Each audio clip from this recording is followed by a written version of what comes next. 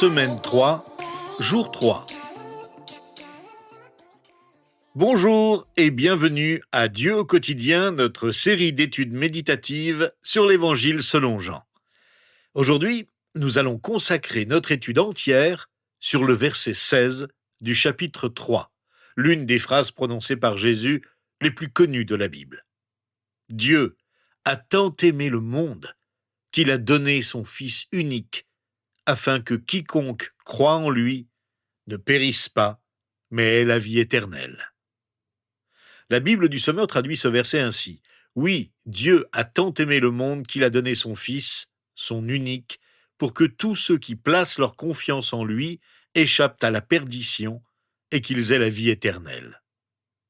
Pour beaucoup, ce verset s'applique à ceux qui commencent leur vie chrétienne, qui croient en Jésus pour la première fois. C'est bien cela en effet, mais c'est beaucoup plus encore. Le don de Dieu le Père au monde entier est un don permanent qui ne s'arrête pas de se déverser en nous. En parcourant ce verset en détail, il aura un tel impact sur vous qu'il vous aidera à placer votre confiance en Jésus-Christ pour la première fois. Mais espérons aussi que cette étude vous rappellera aussi la nécessité de la foi dans votre vie quotidienne.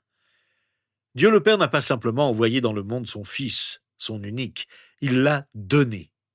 C'est le seul qu'il a donné. Il ne s'agissait pas d'un passage plus ou moins long de Jésus sur la terre et de son retour au ciel. Il est venu pour donner sa vie en sacrifice. Voilà le but ultime de sa venue. Comme il l'a dit lui-même, personne ne lui a pris la vie. C'est lui qui a donné sa vie. Cela soulève immédiatement des questions. À première vue, ce verset paraît simple. Mais si Dieu le Père a donné son Fils, qu'en est-il de la Trinité ? Pour certains, la confusion est telle qu'ils refusent toute idée de Trinité à propos de Dieu. Ils veulent un Dieu qui leur soit plus compréhensible. Mais la Bible nous dit clairement que Dieu est un Dieu unique en 3 personnes. Dieu le Père, Dieu le Fils et Dieu le Saint-Esprit. Nous lisons plus loin dans l'Évangile selon Jean que Jésus affirme son unité parfaite avec le Père en déclarant au chapitre 10, verset 30, « Moi et le Père sommes un ». Nous verrons plus loin que le Saint-Esprit est lui aussi un avec le Père et le Fils. Les 3 personnes de Dieu forment un seul Dieu, un Dieu unique. C'est le Dieu que nous adorons. Le don de Dieu à l'humanité est un don volontaire. Dieu a tant aimé le monde. Dieu a créé le monde par amour, d'un amour sans limite. Malgré le rejet de l'humanité dans son ensemble, et même de son peuple, il n'a jamais cessé de l'aimer. Il ne l'a pas aimé par pitié, il l'a toujours aimé. Dieu est motivé par l'amour, rien d'autre. Il s'agit d'un amour sans fin, d'un acte d'amour continuel, et non d'un amour impulsif. C'est un amour qui durera toujours. Lorsque je pense à l'amour de Dieu tel qu'il s'exprime dans ce passage, je me demande bien sûr ce qui motive mon propre intérêt pour le monde autour de moi. Qu'est-ce qui motive mon service pour Christ ? Une seule motivation pour une vie de service demeure, c'est l'amour. Dieu a tant aimé le monde. Il a donné son Fils au monde entier. Je parlais un jour à un ami missionnaire et je lui ai demandé « Combien de langues est-ce que tu parles ?»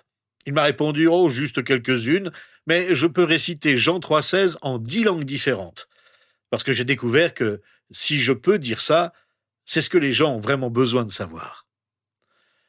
Lorsque nous découvrons l'amour de Dieu pour la première fois, nous pouvons penser que Dieu nous a fait ce don pour nous en particulier.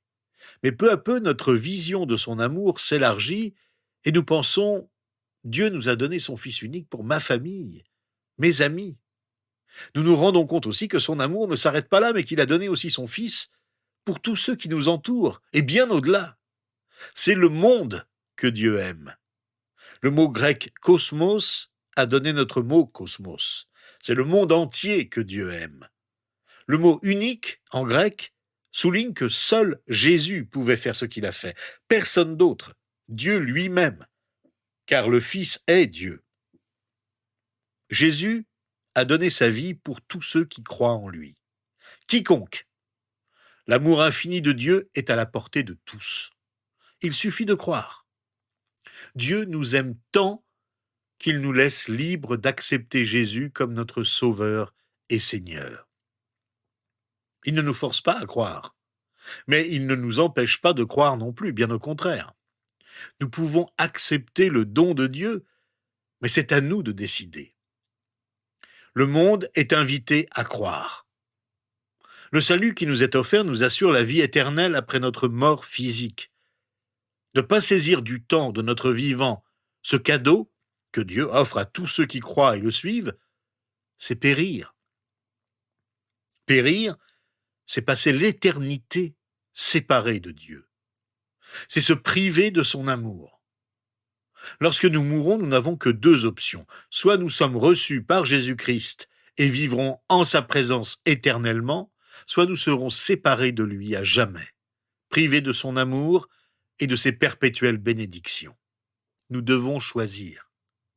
Pendant que nous vivons sur cette terre, nous avons la possibilité de croire, mais nous pouvons aussi choisir de refuser de croire. À notre mort, notre décision sera prise, et nous n'aurons plus de choix. Voilà pourquoi tous les croyants devraient se mobiliser pour parler de Christ autour d'eux. Saisissons chaque bonne occasion pour inviter nos proches, nos collègues, notre entourage entier à croire avec nous que Dieu a tant aimé le monde qu'il a donné son Fils, son unique. C'est maintenant, ici-bas, qu'il faut choisir. Nous avons reçu la promesse de la vie éternelle. Oui, la vie éternelle. C'est-à-dire une vie qui ne s'arrêtera pas lorsque nous mourrons ici-bas. La qualité de notre vie ici-bas change déjà et devient meilleure, car nous la vivons en communion avec Dieu. Lorsque nous irons au ciel, nous aurons un corps nouveau. Nous expérimenterons alors de nouvelles choses spirituellement. Le moment où nous croyons, notre vie est plongée dans la promesse de la vie éternelle parce que Dieu a tant aimé le monde qu'il a donné son Fils, son unique, pour que quiconque croit en lui ne périsse pas, mais qu'il ait la vie éternelle. Prions et remercions Dieu pour cette vérité. Vous avez peut-être besoin de prier ce verset comme une prière d'engagement pour le salut. Dites-lui donc, « Seigneur mon Dieu, je te remercie pour tant d'amour pour moi. Merci de nous avoir donné ton Fils, Jésus-Christ, pour moi, pour nous. Je veux croire en toi. Oui, je crois. Merci pour ta promesse de la vie éternelle. Oui, je crois en toi, mon Seigneur et mon Dieu. » Vous avez peut-être besoin de prier ce verset dans la reconnaissance. Merci du fond du cœur, Seigneur.